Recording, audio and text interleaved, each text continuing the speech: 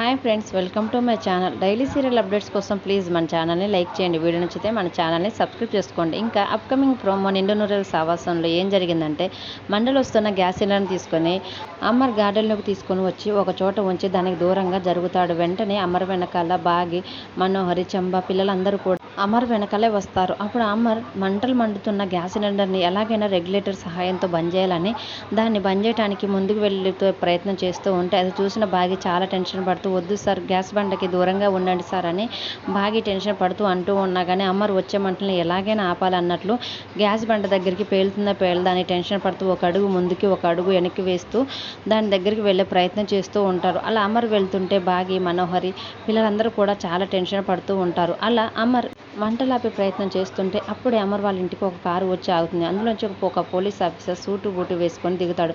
అక్కడ ఉన్న కండిషన్ మొత్తం కూడా తనకు అర్థమై గ్యాస్ సిలిండర్ మంటలు ఎలాగైనా ఆపాలని తాను వేసుకున్న కోట్ని ఒక్కసారిగా విప్పి పక్కనే ఉన్న మోటార్ కాడ వాటర్ వస్తుంటే ఆ కోట్ని ఆ వాటర్లో తడిపి తాను వచ్చి ఆ గ్యాస్ బండ దగ్గరికి మంటలు ఇంకా రాకుండా తన కోటు సహాయంతో ఆ గ్యాస్ బండ మీద కప్పి ఉంచేసరికి మంటలన్నీ కూడా కంట్రోల్ అయిపోతాయి. అలా వచ్చి ఆఫీసర్ గ్యాస్ బండ నుంచి మంటలు రాకుండా ఆపటాన్ని చూసి బాగి, అమర్, మనోహర్, చంబ అందరూ ఒక్కసారిగా షాక్ అవుతూ ఉంటారు. మరి వచ్చిన ఆ వ్యక్తి ఎవరు? 6 డెత్ కేసుని రీఓపెన్ చేసి ఇన్వెస్టిగేషన్ చేయడానికి కోసం వచ్చిన పార్థసారథి ఆఫీసరేనా కాదా అనేది అప్కమింగ్ ప్రోమోలో చూద్దాం. Thank you for watching.